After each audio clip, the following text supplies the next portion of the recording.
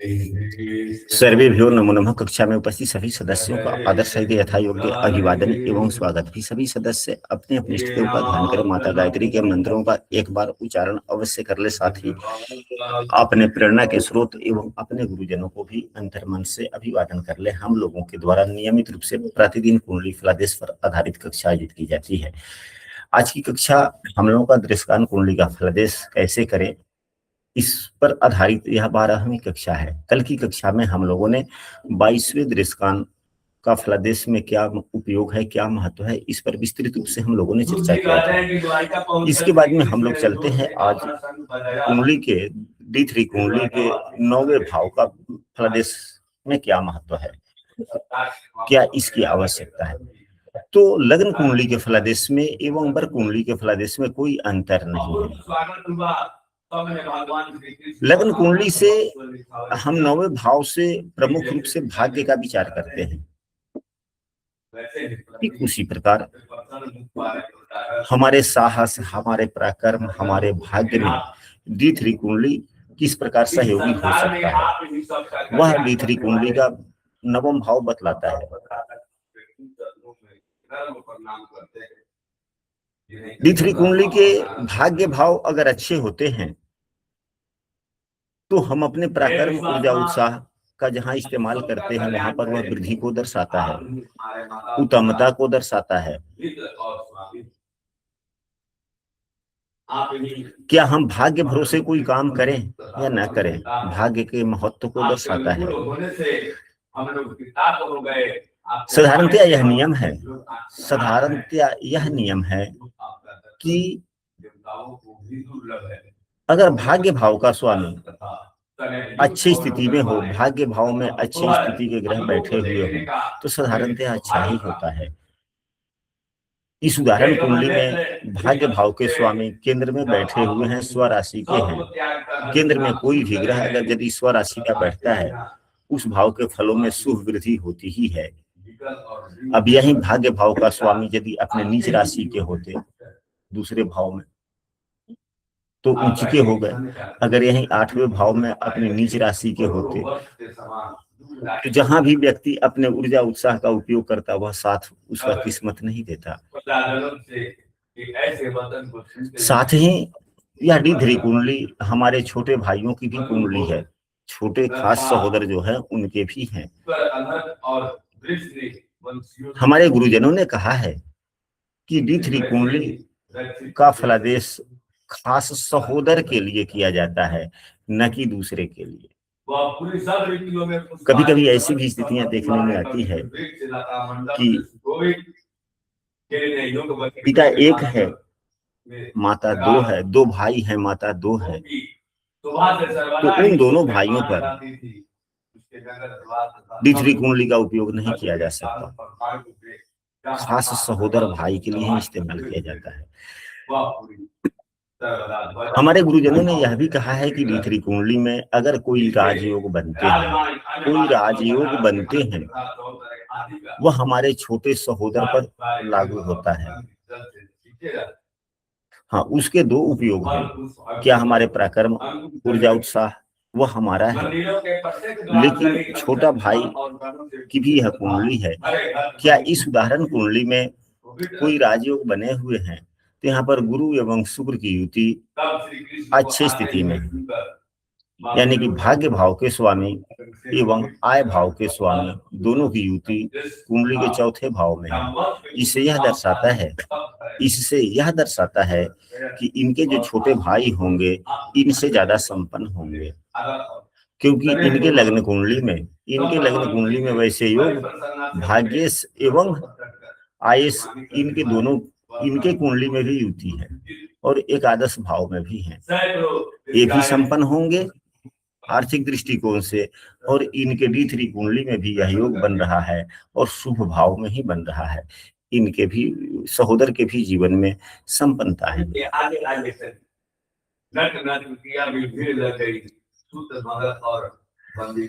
चलते हैं हम लोग दशम भाव का विचार करें कि दशम भाव से किन किन चीजों का विचार किया जाता है। तो दशम भाव से हम अपने कार्यों का विचार करते हैं। ठीक उसी प्रकार D3 कुंडली के दशम भाव से भी हम अपने कार्यों में हम अपने ऊर्जा, हम अपने उत्साह, हम अपने पराक्रम, हम अपने साहस का इस्तेमाल किस प्रकार कर सकते हैं। अगर यहीं पे देवगुरु बृहस्पति होते, शुभ ग्रह होता, तो अच्छे कायदे से, सकारात्मक कायदे से, हालांकि कोई भी, सभी ग्रह में सकारात्मकता है, शनि में भी सकारात्मकता है। अगर शनि अच्छी स्थिति में हो तो व्यक्ति नियमानुकूल, धर्मानुकूल, वक्त की पाबंदी के साथ दूसरे का अहित सोचे हुए बिना व्यक्ति काम करता है। आप अपने कुंडली में देखें कि आपके कुंडली में शनिदेव अच्छी स्थिति में है, चाहे किसी भी भाव में क्यों ना हो, शनिदेव कर्तव्य के कारक भी कहे जाते हैं। अगर शनिदेव अच्छी स्थिति में है, किसी भी भाव में हो, तो कर्तव्यशीलता में अच्छे गुणों का विकास होगा। आप समय से अपना काम करना पसंद करेंगे। किसी को भी अगर वादा देते हैं कि मैं आपका यह काम कर दूंगा, तो उस काम भले ही अपनी थोड़ी नुकसान ही हो जाए, लेकिन आप सामने वाले का काम करना पसंद करते हैं। आपका अंतरात्मा गवाह नहीं देता कि हम दूसरे को वादा दे देते हैं या जो समय से काम करना है, दायित्वों का जो निर्वहन करना है। जिसके जितने शनि अच्छे होते हैं, वह व्यक्ति उतना ही दायित्वों का निर्वहन करने वाला होता है। ऐसा हमारे गुरुजनों ने भी कहा है और कुंडली में भी देखने को मिलती है। क्या ऐसी बातें आप लोगों के कुंडली पर लागू होती है या नहीं होती है? गुरुजी D3 में देखना है? नहीं, आप अपने लग्न कुंडली में देखें, क्या शनिदेव आपके अच्छे हैं? किसी भी भाव में हो, यदि शनिदेव अच्छे हैं तो आपके दायित्व निर्वहन की जो भावना है उतनी ही अच्छी है। जिसका शनि जितना ही खराब होता है, दायित्व निर्वहन में उतनी ही कमी देखने को मिलती है। अगर D3 कुंडली में शनिदेव अच्छे हैं, चाहे किसी भी भाव में क्यों ना हो, आप अपने ऊर्जा उत्साह का उपयोग बड़े दायित्वों के साथ अच्छे कायदे से इस्तेमाल करते हैं। जिसका शनि जितना खराब होता है, उतना ही दायित्वों के निर्वहन से वो पीछे बताता है। अब वह जिस बार कुंडली में शनि की स्थिति खराब होगी, जीवन के उस क्षेत्र के दायित्वों के निर्वहन करने में उसका उतना मन नहीं लगेगा, लापरवाही बरतेगा। अब D3 कुंडली में अगर शनि अच्छी स्थिति में है तो, या सहोदर की कुंडली है तो सहोदरों के प्रति अपना दायित्व निर्वहन करना। हम लोग विषयांतर शायद हो रहे हैं। हम लोग 10वें भाव का फलादेश कर रहे हैं। कुंडली के D3 कुंडली के 10वें भाव से किन चीजों का विचार किया जाता है, तो दायित्वों का पूरा हम किस प्रकार करते हैं। क्या उसका जो दायित्व होगा, कर्म करने का ढंग होगा, क्या अच्छा होगा या बुरा होगा। तो यहाँ पे तो लग्नेश ही है। यहाँ पे स्वयं शनिदेव जो D3 कुंडली के लग्नेश है, लग्नेश का 10वें भाव में बैठना अच्छा ही माना जाता है। लग्न भाव को केंद्र भाव भी कहा जाता है। केंद्र भाव, लग्न भाव को केंद्र भाव भी कहा जाता है एवं त्रिकोण भाव भी कहा जाता है। त्रिकोण भाव का स्वामी केंद्र भाव में बैठा और वो भी राहु के साथ बैठा है। तो जब भी राहु केंद्र भाव के स्वामी के साथ बैठता है तो वह अप्रत्याशित ढंग से राजयोग प्रदान करता है। आकस्मिक, राहु आकस्मिकताओं का भी कारक है। तो ओवरऑल क्या हुआ ये, लेकिन मंगल की राशि में है, लेकिन मंगल की राशि में है। भले ही शनि मंगल को शत्रु मानता है, परंतु मंगल शनि को सम मानता है। लग्न कुंडली में यहाँ देखा जाए, मंगल तत्कालिक मित्रता में है। लग्न कुंडली में तत्कालिक मित्रता में है, और यह इस वर्ग कुंडली में भी शनि एवं मंगल दोनों तत्कालिक मित्रता में है। तो मंगल, शनि को यहाँ मित्र राशि कहा जाएगा या शत्रु राशि कहा जाएगा? मित्र की राशि में हो गया। इसलिए यह अपने दायित्वों का निर्वहन अच्छे ढंग से करेगा और अपने कार्यों को पूरा करने में दायित्वों का निर्वहन सकारात्मक कायदे से बड़े ऊर्जा उत्साह के साथ अपने दायित्वों का निर्वहन भी करेगा। भगवान विष्णु की चर्चा के साथ साथ पांडु वंश की यह कथा परम पवित्र और आनंद को देने वाली है। अब आते हैं 11वां भाव। 11वां भाव जो कुंडली का होता है वह लाभ भाव है, हमारी इच्छा भाव है। क्या हम अपने अंतर्मन से अपने कार्यों में अपने साहस का उपयोग कर पाएंगे या नहीं कर पाएंगे? यह कौन सा भाव बतलाता है? 11वां भाव बतलाता है। इस 11वें भाव में शुभ ग्रह की राशि है। जितने भी ग्रह बैठे हुए हैं वे सभी ग्रह मित्र राशि में बैठे हुए हैं। मंगल भी मित्र राशि का है, सूर्य भी मित्र राशि का है, चंद्रमा भी मित्र राशि का है, और ये तीनों ग्रह आपस में नैसर्गिक मित्र भी हैं।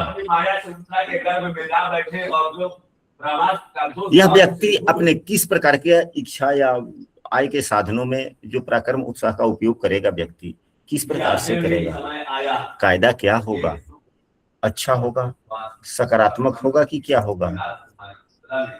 अच्छा होगा, सकारात्मक। सकारात्मक कायदे से अपने ऊर्जा उत्साह का उपयोग करेगा, हल्का भी गलत कायदे का इस्तेमाल नहीं करेगा। इसका अंतरात्मा ही ईश्वर से लड़ता रहेगा, अंतरात्मा ही ईश्वर से लड़ता रहेगा। हाँ, कोई भी बुरा काम अगर शुरू करेगा, अंतरात्मा ही इसका अंतरात्मा इसको झकझोर देगा।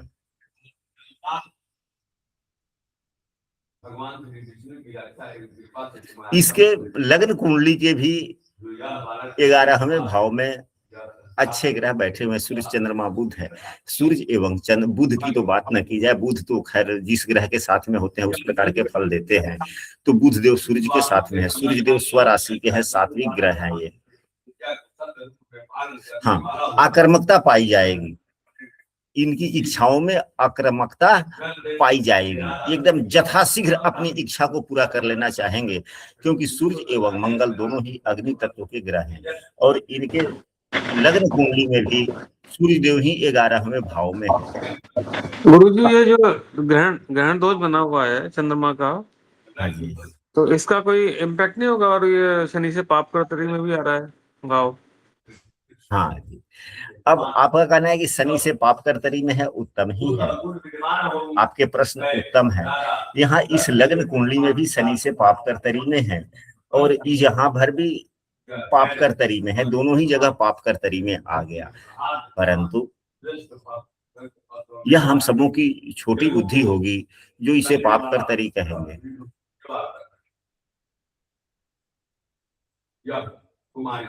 क्योंकि हम लोगों ने पूर्व की कक्षाओं में पढ़ा है, हम सबों ने पूर्व की कक्षाओं में पढ़ा है कि भावेशों के आधार पर ग्रहों के फलों की विचार करना चाहिए।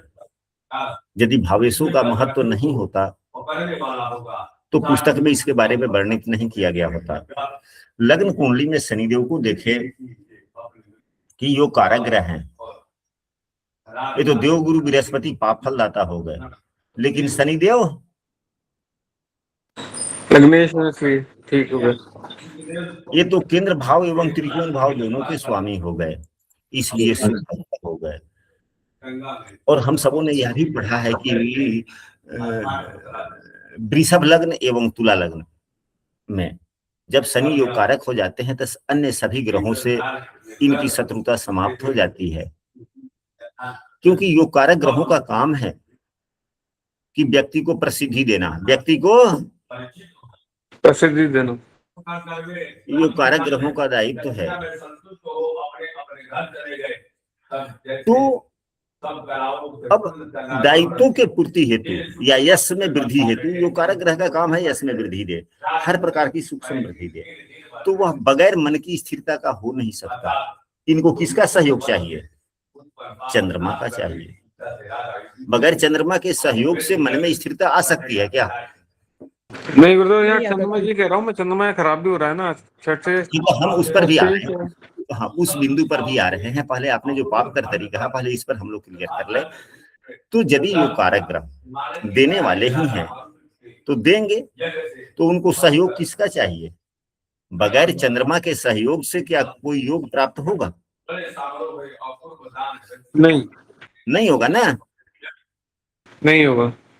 तो चंद्रमा का सहयोग शनि को चाहिए या शनि का सहयोग चंद्रमा को चाहिए? यहाँ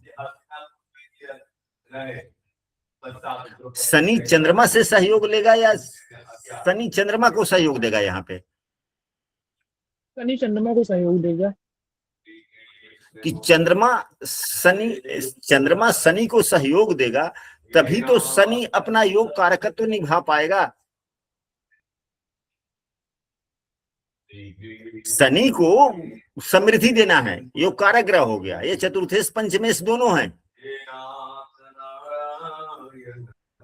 शनि देगा या चंद्रमा देगा? चंद्रमा देगा। चंद्रमा को देना होगा।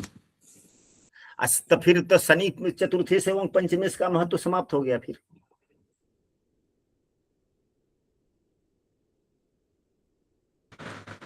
बता दीजिए गुरु जी, कैसे देखते हैं कौन किसको देगा सहयोग? न, वही तो मैं बोल रहा हूं कि यदि जो ग्रह योग कारक हो जाता है वह क्या देता है? यश समृद्धि देगा। समृद्धि देगा। समृद्धि देगा। तो समृद्धि देने का दायित्व तो किसको हो गया? शनि को। शनि महाराज। शनि महाराज को। तो समृद्धि में अब आवश्यक जितने विषय वस्तु है वह किसे चाहिए? शनि को। शनि को। शनि को चाहिए। तो समृद्धि प्राप्त करने के लिए, ज्ञान प्राप्त करने के लिए, ज्ञान होगा तो समृद्धि होगा। तो फिर इसमें सहयोग शनि को लेना होगा या चंद्रमा को लेना होगा? शनि को लेना होगा। शनि को लेना होगा। जो आगे चलता है उसी को तो सहयोग लेना होता है ना।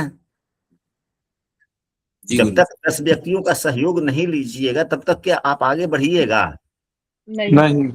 नहीं। तो शनि को लाभ देना है, इसलिए सहयोग तो चंद्रमा से इसे लेना पड़ेगा। तो चंद्रमा को यदि यह शत्रु मानेगा तो फिर चंद्रमा से सहयोग लेगा कैसे? तो फिर चंद्रमा से सहयोग नहीं लेगा।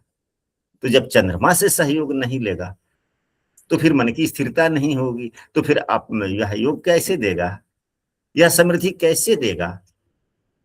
इसलिए आपको जिससे लाभ प्राप्त करना होता है कि आप उसको शत्रु मानते हैं, वह आपका शत्रु भले ही हो, वह शत्रु आपका भले ही क्यों ना हो, परंतु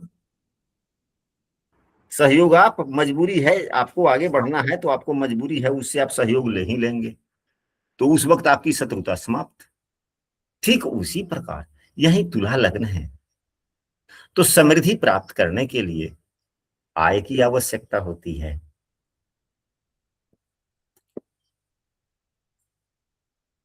समृद्धि रूपी फल को विकसित करने के लिए क्या आय के बिना क्या हो सकता है क्या?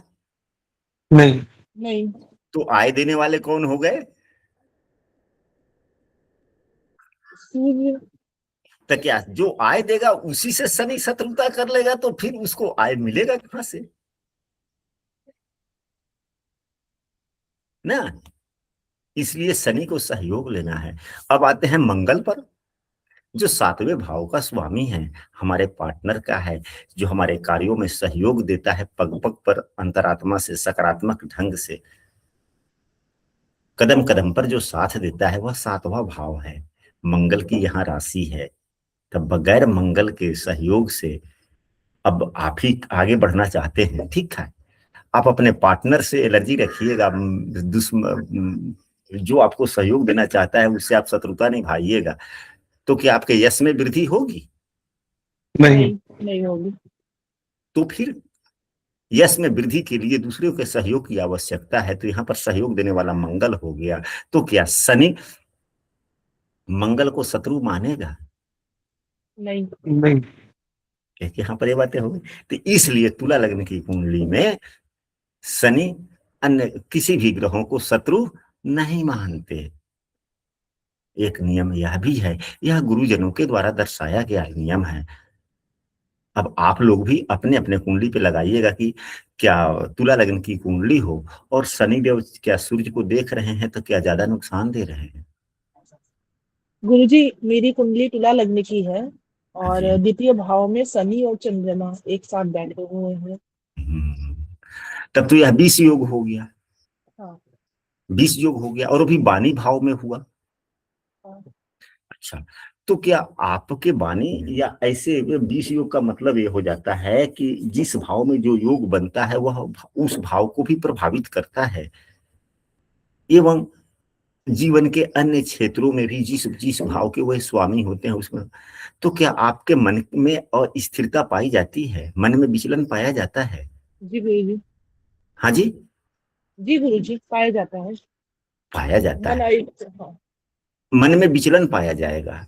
लेकिन जब आप कार्यों में अपना मन लगाना चाहते हैं, कार्य करना चाहते हैं, दायित्वों के निर्वहन करना चाहते हैं, उसमें जब मन की स्थिरता की आवश्यकता होती है तो क्या ज्यादा विचलन होता है?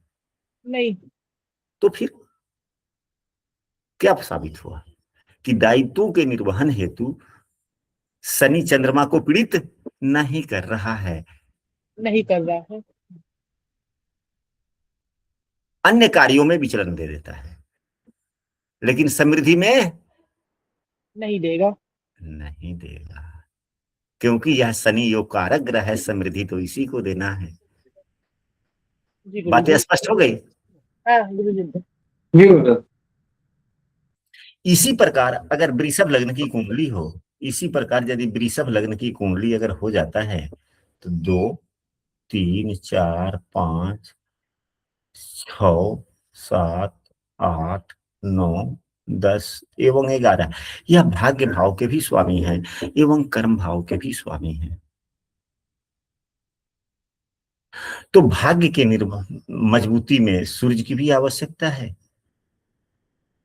और भाग्य के निर्वहन में स्किल की भी आवश्यकता है।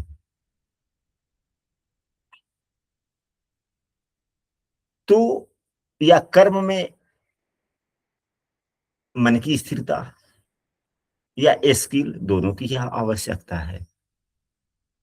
शनि योग कारक भी है, इसलिए आवश्यकता की पूर्ति हेतु, जहां तक मेरा अनुभव है, हो सकता है कि मेरा अनुभव गलत भी हो,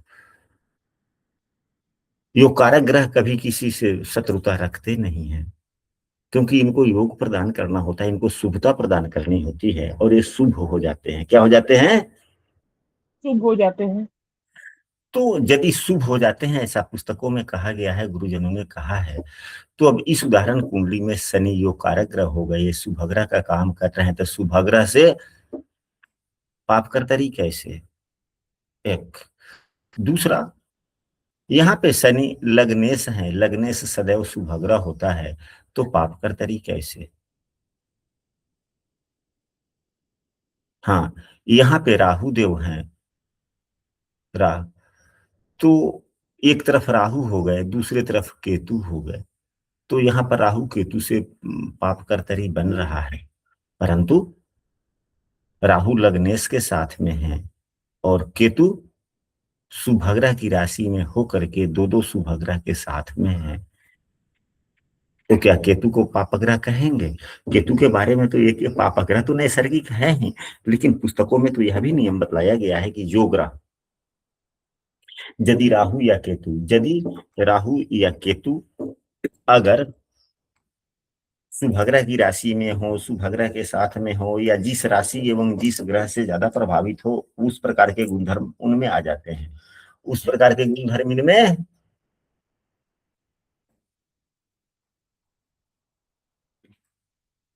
आ जाते हैं। एवं गुरु की भी दृष्टि यहाँ पर है, हालांकि गुरु की नीच की दृष्टि है, तो शुक्र की भी दृष्टि राहु पर है, तो राहु में भी शुभता आ गया, गुरु की नीच की दृष्टि है। हाँ, यह स्वभाव में परिवर्तन देगा, आय के लिए स्वभाव में परिवर्तन को देगा। थोड़े नीच पर जहां पर बात आ जाती है, थोड़ा स्वार्थी हो जाते हैं ग्रह, उदारवादिता थोड़ा कम हो जाता है, गुणों में तो परिवर्तन होता ही है। लेकिन हम सबों ने पूर्व की कक्षाओं में पढ़ा है और हम लोगों ने कुंडली पर भी लगाने का काम किया है। हाँ, यदि फलादेश बीमारी के लिए हो तो बुरे फल दे देते हैं, यदि फलादेश समृद्धि के लिए हो तो नीच की दृष्टि नुकसानदायक नहीं होती, फलदायी नहीं होती, तो नुकसानदायक भी नहीं होती। ऐसा हम सबों ने पढ़ा है और जब हम सबों ने पढ़ा है तो वहां पे जोर भी दिया है, पुस्तक के पन्नों पर स्पष्ट रूप में लिखा गया है कि गुरुदेव यदि नीच के भी होते हैं तो वह बुरे फल नहीं देते, शून्य फल देते हैं। पुस्तक का नाम याद नहीं आ रहा है, लेकिन हाँ, हम सबों ने पढ़ा है, कक्षा में, क्लास में ही पढ़ा है, शायद फल दीपिका पुस्तक में ही पढ़ा है। और उस दिन हमें याद है कि चंदन जी क्लास में थे। क्या चंदन जी याद आ रहा है? जी गुरु जी जी। कि देवगुरु बृहस्पति यदि नीच के होते हैं या नीच की दृष्टि डालते हैं तो शून्य फल देते हैं, बुरे फल नहीं देते। तो क्या यह 11वां भाव इतने देर के चर्चा के दरमियान में यह स्पष्ट हुआ कि पाप कर्तरी में है या नहीं है? गुरु जी पाप कर्तरी में नहीं है। हाँ, ये जो है, जो हम ही नहीं कहते कि हम सभी अब इतने वर्षों से, 2-4 वर्षों से अध्ययन कर रहे हैं, तो हम लोगों का अनुभव कुछ दूसरा हो गया। जो व्यक्ति अभी हाल फिलहाल से अध्ययन कर रहे हैं, उनका अनुभव, उनका ज्ञान कुछ कम होगा, कम ज्यादा तो होता ही रहता है। हालांकि किसी भी विद्या में कोई पारंगत नहीं होता, जीवन के अंतिम सांस तक सीखता रहता है। तो यह तो नौसिखियों की बात हो गई कि हाँ भाई, 11वां भाव पाप कर्तरी में है, बुरा फल हो जाएगा। लेकिन विवेकशील मनुष्य यह कहेंगे कि भाव सामान्य स्थिति में है, न शुभ कर्तरी में है, न अशुभ कर्तरी में। पाप कर्तरी में है, भाव सामान्य स्थिति में है। अब हम इसलिए शुभ कर्तरी नहीं कह सकते क्योंकि नैसर्गिक पाप ग्रहों की दृष्टियां तो है 12वें भाव पर, और 10वें भाव में नैसर्गिक पाप ग्रह तो हैं। तो नैसर्गिक पाप ग्रह जो होते हैं या नैसर्गिक शुभ ग्रह होते हैं, अपने गुणों को कभी नहीं भूलते, वास्तविक गुणों को कभी नहीं भूलते। वह याद आ ही जाता है कभी कभी। जैसे हम सबों ने बचपना में एक कहानी पढ़ी थी, रंगा सियार, कि सियार राजा बन गया जंगल का, और क्या हुआ? नहीं गुरुदेव, मुझे अच्छा लग रहा, तो मैं गलती से वो हैंड नहीं बैग नहीं, लिया। नहीं नहीं, कोई बात नहीं। बहुत अच्छा है, बहुत अच्छा। मतलब कि रंगा सियार परिस्थितियों बस तो वह राजा हो गया, लेकिन उसके अंतरात्मा के गुण तो छूटे नहीं ना। आवश्यकता पड़ी तो वह गुण तो बाहर आ ही गया ना। जी गुरुदेव, ग्रह तो अपना प्रभाव देगा ही। क्या? ग्रह तो अपना प्रभाव देगा ही समय आने पर। हाँ, लेकिन अब वह व्यक्ति के ऊपर में निर्भर करता है कि यह जो पापग्रह से जो शुभग्रह बन गए, वह शुभग्रह के अनुसार फल ले लेगा या परिस्थितियों के अनुकूल पापत्व का फल ले लेगा। अगर मन में शिथिलता आ गई, मन में आलस्यपन आ गया, दायित्वों के निर्वहन, क्योंकि दायित्वों के निर्वहन में भौतिकता को प्रधानता व्यक्ति दे दिया, तब तो शनि यहाँ पापग्रह का काम कर लेंगे। अगर व्यक्ति आत्मबल से धनी हो, दायित्वों का ही प्राथमिकता अधिक दे, तब तो शनि पाप फल नहीं देंगे ना। अपने नैसर्गिक गुण इन्हें याद ही नहीं आएगा। तो जब तक इनके हम अपने कर्तव्यों के सहारे इनके नैसर्गिक गुणों को याद नहीं दिलाएंगे, तब तक यह अच्छे फल देते रहेंगे। चलिए, तो 11वां भाव इच्छा का है। हम लोग यह चर्चा कर रहे थे कि क्या अपने आय में इनकी इच्छाएं कैसी होगी। तो एक सकारात्मक कायदे से और अच्छे कायदे से अपने आय के साधनों के लिए इनके मन में इच्छा होगी। लेकिन यहाँ पर चंद्रमा छीन है, चंद्रमा छीन ठीक है, है। लग्न कुंडली में भी छीन है। अगर और यहाँ पापग्रह के द्वारा, नैसर्गिक पापग्रह के द्वारा पाप कर्तरी में भी है, हो सकता है व्यक्ति चंद्रमा के कमजोर होने से और नैसर्गिक पापग्रहों के पाप कर्तरी में होने से कभी परिस्थितियां बस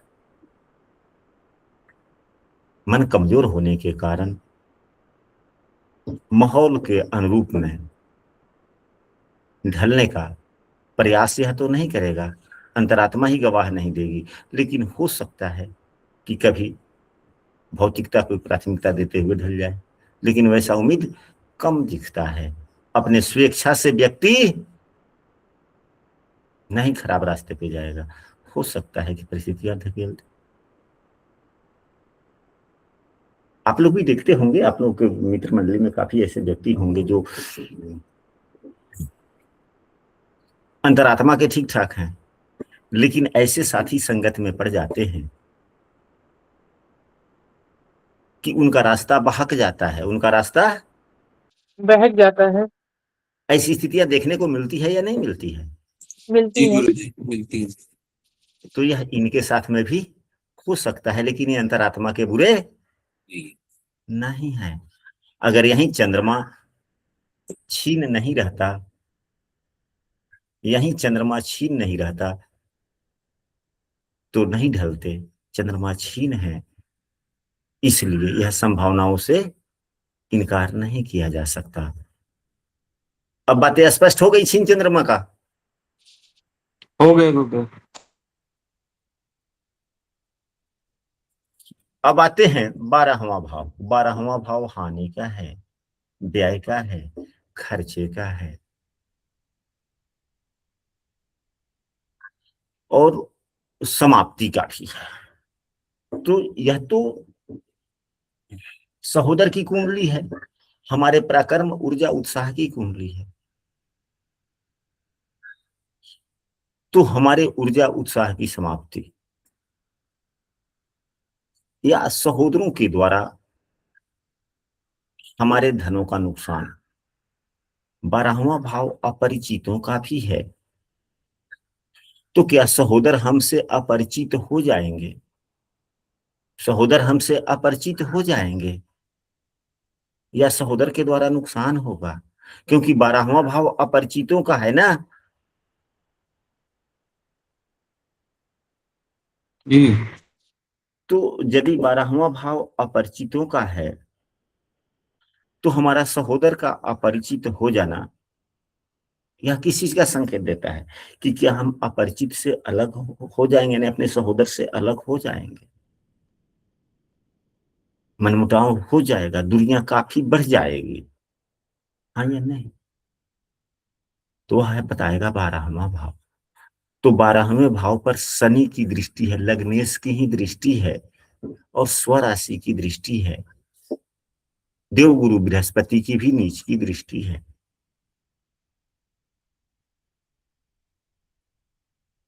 देवगुरु बृहस्पति 11वें भाव के एवं दूसरे भाव के स्वामी हैं, अकारक ग्रह बने हुए हैं, अच्छे फल प्रदाता नहीं है। तो कुंडली तो इस व्यक्ति की है, छोटे भाई की तो कुंडली है नहीं। शनि लग्नेश है तो इनके हैं।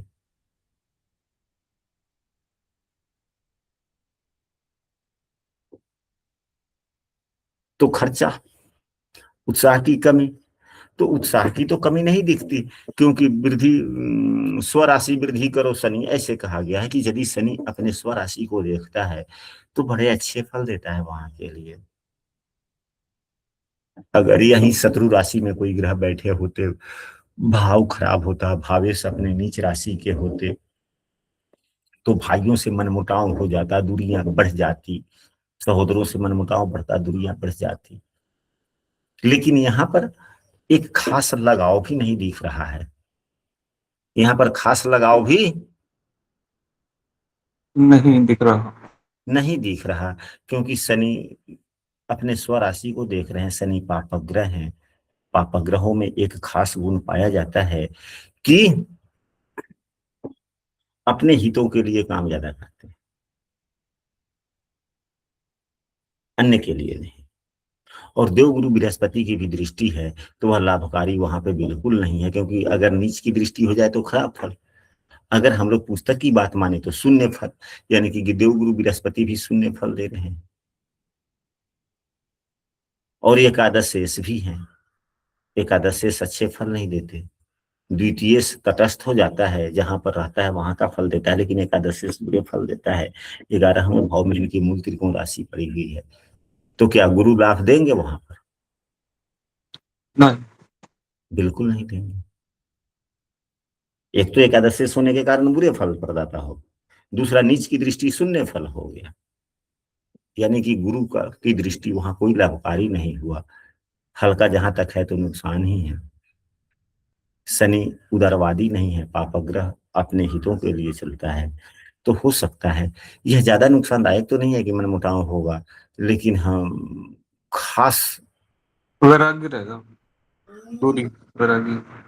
हाँ, ये नहीं कि अपने भाइयों से या अपने सहोदरों से नफरत करेगा व्यक्ति, ऐसा नहीं होगा। लेकिन हाँ भैया, तुम अपने काम में मस्त हो, हम अपने काम में मस्त हैं, जब तक भैया नहीं खोजे तब तक बउआ का सहयोग। नफरत नहीं करेगा, लेकिन अंतरात्मा से सहयोग भी नहीं करेगा। ऐसा स्पष्ट होता है। तो आज की कक्षा में हम लोगों ने दृष्टान कुंडली के 9वें भाव से लेकर 12वें भाव तक की बातों की चर्चा की। तो प्रथम भाव से लेकर 12वें भाव तक में यदि किसी सदस्य को कोई मन में संशय हो, प्रश्न हो, तो रख सकते हैं।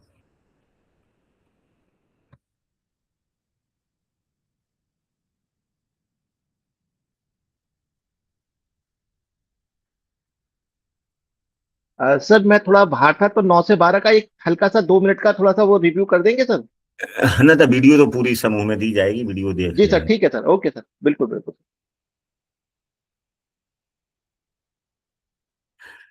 अब हम लोग आते हैं एक, हालांकि चिर परिचित हो सकता है कि इस विषय वस्तु की हम लोगों ने पूर्व में चर्चा की हो, हम लोग आज उसको पुनरावृत्ति कर लेते हैं, समय है।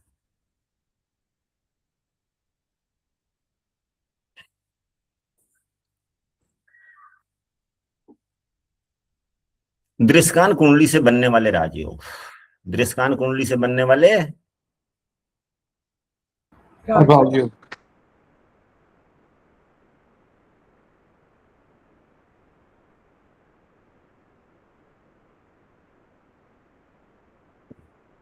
तो आइए शुरू करते हैं। अभी का विषय वस्तु है कि दृष्टान कुंडली से राजयोग हम लोग कैसे देखते हैं कि कौन से ग्रह आपको राजयोग प्रदाता है। तो इसके लिए कोई खास बड़ी विषय वस्तु नहीं है, एकदम छोटी सी कायदा है। हम लोग सभी ग्रहों को लिख लेते हैं, जैसे कि सूर्यदेव हैं लग्न कुंडली में, यहाँ सभी ग्रहों के नाम लिखे गए हैं। तो कौन से ग्रह दृष्टान कुंडली में किस राशि में बैठे हुए हैं उसको नोट कर लेंगे। अब सूर्यदेव देवगुरु बृहस्पति की राशि में बैठे हुए हैं, हमने नोट कर लिया। चंद्रमा देवगुरु बृहस्पति की राशि में बैठे हुए, हमने नोट कर लिया। मंगल भी देवगुरु बृहस्पति की राशि में बैठे हुए, नोट कर लिया। बुध देव सूर्य देव की राशि में बैठे हुए हैं, वहां नोट कर लिया। गुरुदेव शुक्र की राशि में बैठे हुए हैं, शुक्रदेव हमने लिख दिया। शुक्रदेव अपने ही राशि में बैठे हुए हैं, वह लिख लिया। शनिदेव मंगल की राशि में बैठे हुए हैं, वह लिख लिया। राहु देव मंगल की राशि में बैठे हुए, देख लिख लिया। केतु देव किस राशि में बैठे हुए हैं, शुक्र की राशि में बैठे, लिख लिया। यह हमने क्या लिखा आप सबों को ज्ञात हो गया? जी। यानी कि लग्न कुंडली के सभी ग्रह दृष्टान कुंडली में किस राशि में बैठे हुए हैं, उस राशि के स्वामी के नाम को हम लोगों ने नोट कर। अब पुनः हम लोग यह देखते हैं कि लग्न कुंडली में अब सूर्य देव गुरुदेव के द्वारा देखे जा रहे हैं कि नहीं। तो लग्न कुंडली में सूर्य देव गुरु के द्वारा नहीं देखे जा रहे हैं, यानी कि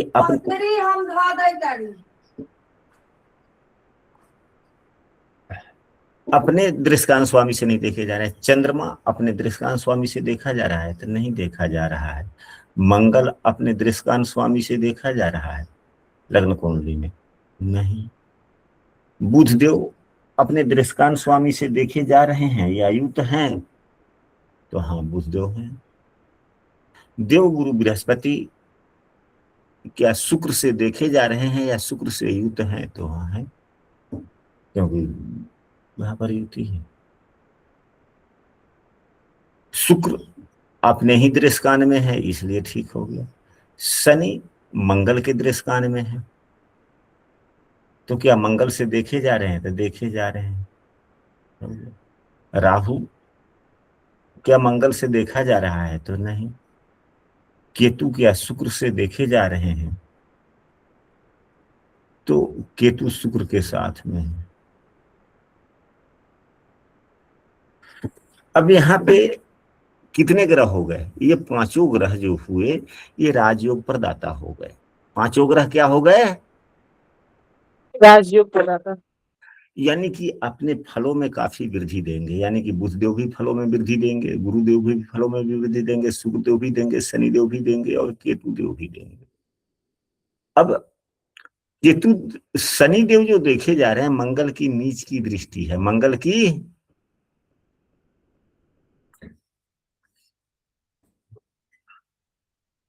नीच की दृष्टि है। यहाँ पे अगर यहीं चंद्रमा होते तो नीच भंग होता है, लेकिन नीच की भंग नहीं। मंगल का अंशात्मक मान 24 है। यह 8वें दृश्य का 9 मांस में है, तो यह वृश्चिक राशि में हो चुका है। मेष राशि का 8वां 9 मांस वृश्चिक का होता है। तो इनका स्वभाव तो मंगल का ही है, उग्रता का ही है, गतिशीलता का ही है, लेकिन इनका नीचत्व कि उधर यहाँ तो अब मंगल देख रहे हैं तो नीच की दृष्टि से देख रहे हैं, तो क्या यह राजयोग ज्यादा प्रभावी होगा? कम हो जाएगा। एकदम चौचक बृहस्पति बने। ठीक हो गए, शुक्र ठीक हो गए। अच्छा लग रहा है। अब यहाँ गुरु और शुक्र की जहां तक बात है, युति है, तो शुक्र लग्न कुंडली में नीच का है। शुक्र लग्न कुंडली में नीच का नीच का है। तो तो क्या ठीक लग रहा म्यूट कर लीजिए। है। इससे तुरंत जो है ना हाँ बहाने। पांडे जी माइक बंद कर लीजिए। पांडे जी सर आप ही कर दीजिए। सॉरी। हाँ, अब बंद हो गया। तो गुरु शुक्र के साथ में युक्त है, परंतु शुक्र नीच का है। तो जो आपको बल दे रहा है, अब किसके कारण बलवान हो गया? तो शुक्र के कारण बलवान हो गया गुरु, राजयोग प्रदाता हो गया। परंतु राजयोग प्रदाता में सहयोगी जो ग्रह हैं, क्या वो अच्छे फल दे रहे हैं? वो तो स्वयं नीच के हैं, तो क्या अच्छा करेंगे ना? ये भी गलत हो गया। तो इस प्रकार से हम लोगों को देखना चाहिए। कहने का मतलब सारांश यह है कि लग्न कुंडली में जो ग्रह, मतलब जो ग्रह लग्न कुंडली में अपने दृष्टान स्वामी के द्वारा देखा जाता है, लग्न कुंडली में जो ग्रह अपने दृष्टान स्वामी के द्वारा देखा जाता है, वह ग्रह राजयोग कारक योग कारक हो जाता है, फल प्रदाता हो जाता है। या जो ग्रह अपने नवमांश स्वामी के द्वारा भी दृष्ट होता है, वह भी अच्छा फल प्रदाता में सक्षम हो जाता है। तो दृष्टांत स्वामी के द्वारा देखा जाए मतलब लग्न कुंडली में। हाँ ओके। तो गुरुजी ये तो दृष्टांत कुंडली के लिए अच्छा हुआ ना? हाँ, ये दोनों के लिए अच्छा। ये लग्न कुंडली में भी अच्छा सक्षम हो गया आप ये। हाँ,